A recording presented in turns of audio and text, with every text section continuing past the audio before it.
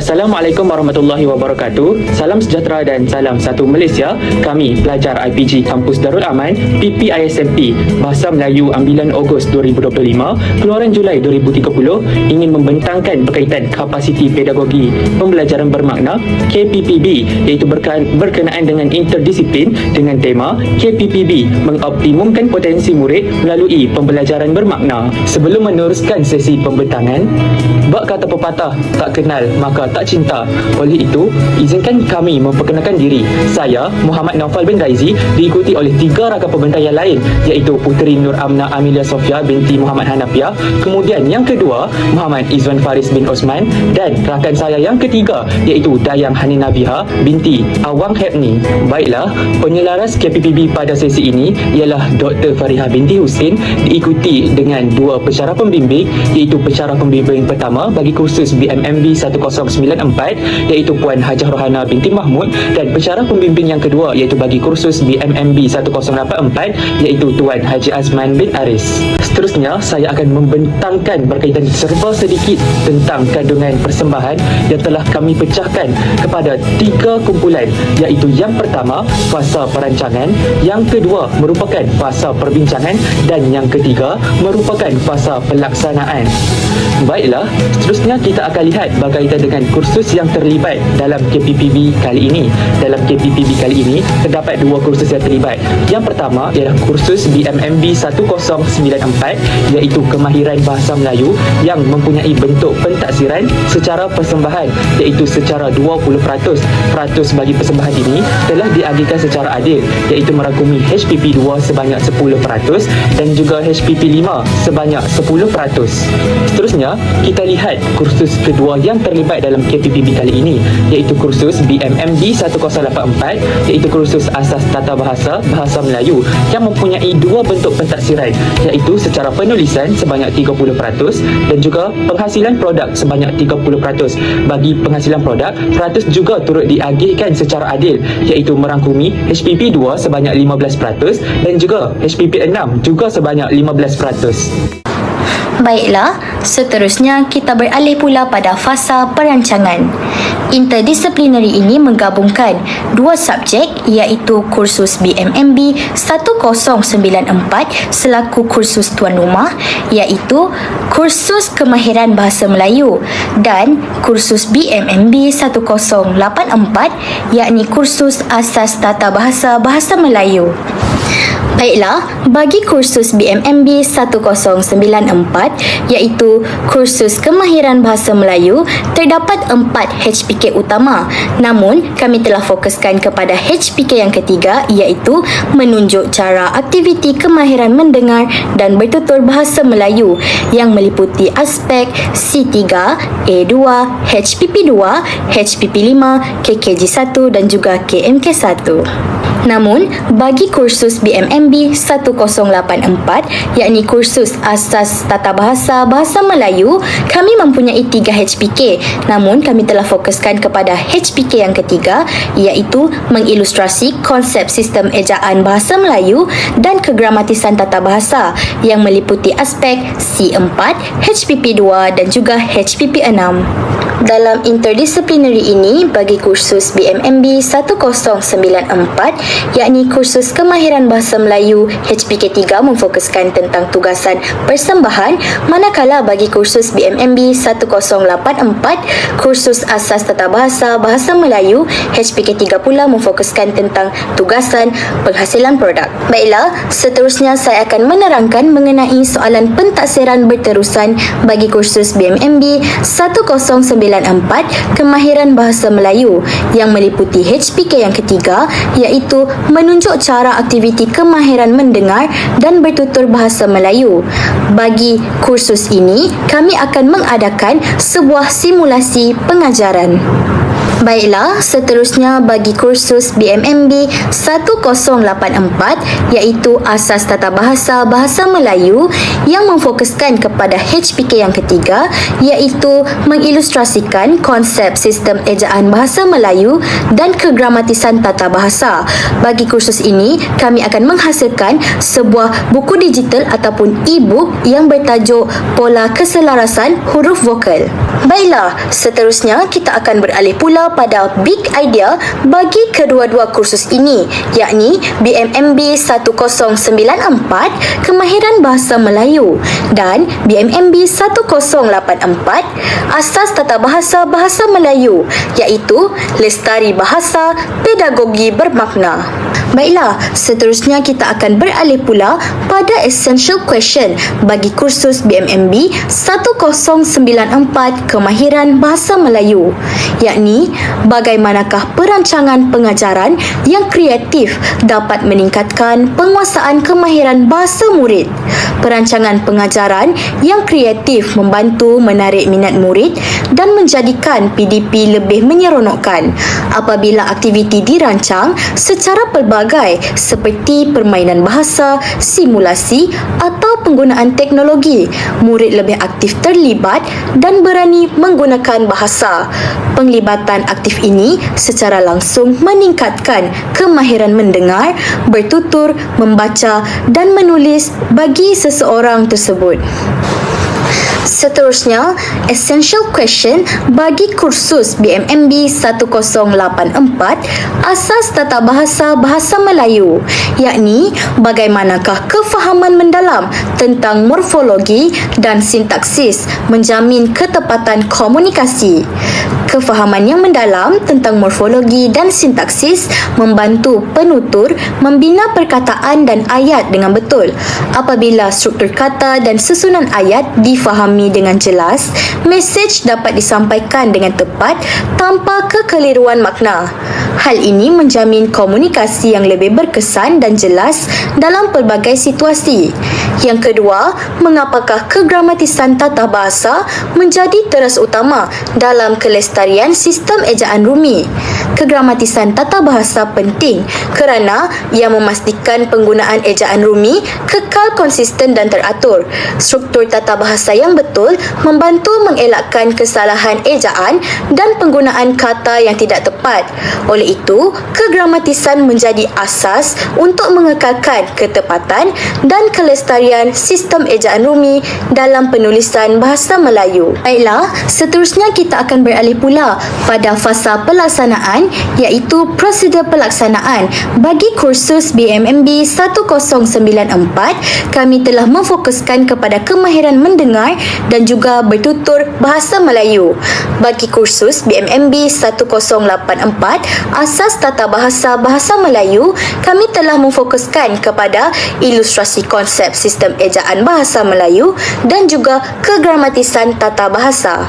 Baiklah, seterusnya saya akan membentangkan tentang hasil pentaksiran berterusan bagi kursus BMMB 1094 Kemahiran Bahasa Melayu. Bagi kursus ini, kami telah menghasilkan sebuah video simulasi pengajaran di dalam kelas yang memfokuskan tentang aktiviti kemahiran mendengar dan juga bertutur. Bagi aktiviti ini, kami telah dibahagikan kepada beberapa kumpulan dan juga kami bertanggungjawab untuk memikirkan idea dan berkongsi pendapat untuk menghasilkan sebuah video simulasi pengajaran yang mantap dan juga bermakna. Baiklah, seterusnya saya akan membentangkan mengenai hasil pentaksiran berterusan bagi kursus BMMB 1084 Asas Tata Bahasa Bahasa Melayu. Bagi kursus ini, kami telah menghasilkan sebuah buku digital ataupun mesra dikenali sebagai e-book yang berfokuskan mengenai pola keselarasan huruf vokal. Bagi kursus ini, kami telah berbincang dalam kumpulan untuk mengetahui ataupun untuk menjana idea mengenai pemilihan pola yang sesuai bagi murid tahun 1 dan juga murid tahun 2. Baiklah, seterusnya kita akan tumpukan perhatian kepada model pembelajaran pelajar yang terbahagi kepada 3, iaitu aspirasi, belajar cara belajar dan berhubungan. Bagi aspek aspirasi, terdapat 2 komponen yang berbeza, iaitu jangkaan serta keperluan dan minat. Dalam konteks jangkaan, pelajar perlu meramal ketugasan yang perlu disiapkan mengikut tempoh masa yang diberikan dan menyedari jangkaan orang lain terhadap kemampuan diri. Jadi, jangkaan tinggi akan meningkatkan motivasi pelajar. Manakala, dalam aspek keperluan dan minat, pelajar dapat memupuk kepercayaan dalam kemampuan diri dan elemen pembelajaran dapat difahami dengan lebih mendalam. Selain itu, bagi aspek belajar cara belajar pula, terdapat 3 komponen yang perlu difokuskan, iaitu metakognitif, maklum balas dan agensi. Dalam konteks metakognitif, pelajar perlu memantau pembelajaran kendiri melalui senarai semak tugasan dan melakukan penilaian kendiri menggunakan senarai semak rubrik 6C. Malah, dalam konteks maklum balas pula, pelajar perlu meneliti dan menerima maklum balas daripada pensyarah dengan baik supaya tugasan dapat dilakukan dengan cemerlang. Melalui agensi, pelajar membuat keputusan sendiri dalam menentukan bahan dan sumber berdikari dan meneroka sendiri serta belajar daripada kesilapan. Akhir sekali, kita beralih pula kepada aspek yang seterusnya, iaitu perhubungan. Dalam aspek perhubungan, terdapat 2 komponen yang berbeza, iaitu kepunyaan serta jaringan dan jalinan. Hal ini, dalam konteks kesepunyaan, pelajar perlu menghasilkan idea asal dalam menyelesaikan tugasan dan mengambil kira persekitaran yang penyayang. Akhir sekali, dalam aspek jaringan dan jalinan, pelajar perlu melaksanakan tugasan dalam bentuk individu dan berkumpulan dan membina kemahiran hubungan interpersonal dan intrapersonal. Seterusnya, saya akan meneruskan topik perbincangan berkaitan dengan model reka bentuk pembelajaran bermakna. Pertama sekali, melalui amalan pedagogi, pensyarah akan memberi ruang kepada pelajar untuk membuat pilihan bagi mencana idea yang bernas. Contohnya, membenarkan pelajar untuk memilih standard kandungan SK dan standard pembelajaran SP daripada DSKP untuk menghasilkan bahan bantu belajar. Malah, pensyarah juga akan sering mendapatkan maklum balas dari pelajar secara berkala tentang idea dan proses dalam pelaksanaan tugasan. Contohnya, bertanya tentang kemajuan tugasan kepada pelajar.